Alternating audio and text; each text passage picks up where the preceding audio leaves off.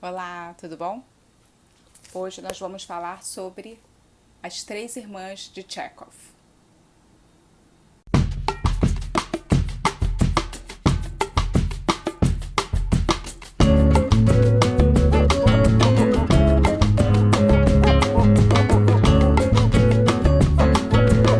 E aí, tudo bem? Se é a sua primeira vez no canal, bem-vindo ou bem-vinda. Meu nome é Ana Paula e hoje nós vamos falar sobre teatro. E a peça escolhida é As Três Irmãs do Anton Chekhov. Essa é uma das peças mais conhecidas dele, junto com Tilvânia, O Jardim das Cerejeiras e A Gaivota. As Três Irmãs é uma peça que foi escrita em 1900 e é dividida em 4 atos. Ela fala basicamente sobre três irmãs que sonham em voltar para Moscou, onde elas passaram a infância, porque atualmente elas vivem numa cidade assim de interior que elas simplesmente detestam.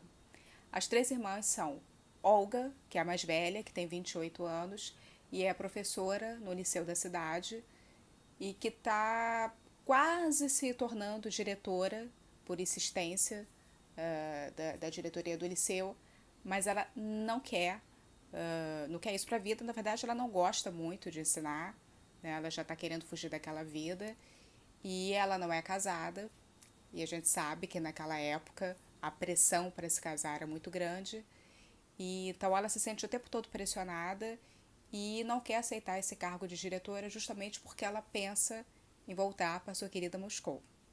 A segunda irmã é Masha, que já é casada e acho que ela, quando começa a história, ela deve ter uns 24, 25 anos. E ela é infeliz no casamento, que quando ela se casou já não foi por amor, mas o marido dela era um homem muito inteligente, era professor, parecia ser um marido muito promissor, mas acaba que durante o casamento ela fica totalmente decepcionada, ele é tudo aquilo que ela não queria que ele fosse. Enfim, foi uma enganação total aquele casamento. Então ela passa o resto dos dias também sonhando em voltar para Moscou para ter uma vida mais interessante, com mais coisas para se fazer na capital. E de repente não lembrar mais dessa vida infeliz de casada que ela tem com esse marido um tanto quanto medíocre. A terceira irmã é a Irina, que quando começa o livro ela tem uns 20 anos, tá no auge da sua juventude e ainda tem bastante esperança no futuro. Ela não pensa só em casar, ela pensa também, além de voltar para Moscou e ter uma vida mais interessante, ela quer trabalhar também, e porque ela acredita muito que o ser humano só pode ser plenamente feliz trabalhando naquilo que gosta. Fora isso, as meninas também têm um irmão chamado Andrei, que a família toda, na verdade, é militar, e só que ele resolve não seguir a carreira do pai, que aliás era um militar muito conhecido em Moscou e depois nessa cidade que eles vão morar. E durante toda a história sempre tem vários militares que atuam ali meio que de coadjuvantes na história. Mas voltando ao Andrei, ele resolve seguir a carreira acadêmica e ele tenta uma vaga de professor justamente na Universidade de Moscou.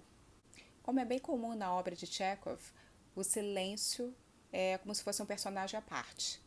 O tempo todo, os personagens meio que pensam alto, acabam revelando a sua personalidade nas conversas assim mais superficiais, e os silêncios acabam mostrando muito da personalidade deles.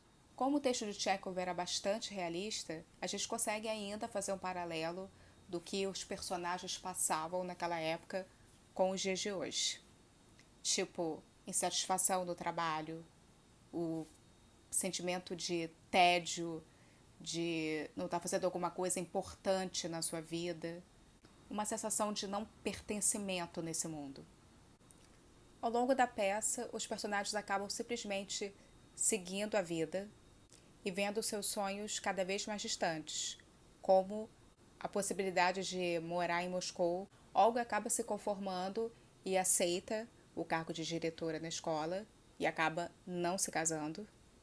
Masha acaba se apaixonando por um militar que frequenta a casa, que também é casado, e esse amor acaba ficando platônico mesmo, e ela continua eternamente satisfeita com o seu marido. E Irina acaba sendo cortejada por especificamente dois militares, mas o homem que ela decide se casar, não por amor, mas simplesmente para poder ir realizar o sonho de voltar para Moscou, acaba morrendo no duelo. Já Andrei, que antes tinha um futuro promissor, acaba se casando com Natasha, que é uma moça local, que no início é muito boazinha, mas acaba colocando as manguinhas de fora. É a personagem que mais muda do início da peça até o final. Ele acaba se casando com ela, tem filhos e desiste de uma vez por todas da carreira acadêmica, aceitando um emprego menos respeitoso, mas mais estável. O tempo todo, os personagens lembram que é preciso viver, apesar de tudo.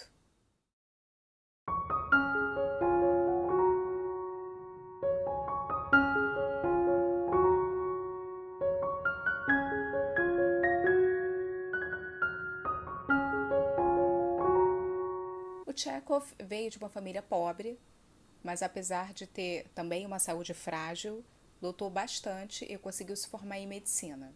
Ao mesmo tempo, ele publicava alguns textos em jornais da época e também fazia algumas críticas de teatro. Um livro importante dele foi sobre uma viagem que ele fez à ilha de Sakhalina, em condições muito insalubres. E essa viagem ele conseguiu concluir assim com certo êxito, né? Porque a saúde dele era muito complicada. Do em louco, né? As condições dos presídios da época e conseguiu fazer um documento bem interessante sobre isso. Apesar de já ter escrito um bom número de peças, toda vez que as suas peças eram encenadas, não faziam muito sucesso. Ele já estava quase desistindo de escrever para teatro quando ele encontrou um dia um certo Stanislavski, que estava muito no potencial da sua obra e achava que a obra realista dele era tudo que ele precisava para fazer uma nova montagem no Teatro de Moscou. As suas peças começaram a ser encenadas com muito sucesso. Inclusive, o Stanislavski chegou a interpretar um dos personagens das Três Irmãs como ator. Ele foi o Vernichin, o Vernikin, não sei como se fala. A primeira peça de sucesso foi A Gaivota. E o Stanislavski disse que a encenação foi muito importante para a criação do famoso método de interpretação que até hoje é super estudado. A peça Três Irmãs foi encenada várias vezes ao redor do mundo. E tem inclusive um filme dirigido por Sir Laurence Olivier em 1973. E ele participa como ator também. Aqui no Brasil teve duas montagens importantes dirigidas por Ziembinski e outra pelo José Celso Martinez Correia. E ficamos por aqui e eu aguardo vocês até o próximo vídeo. Tchau!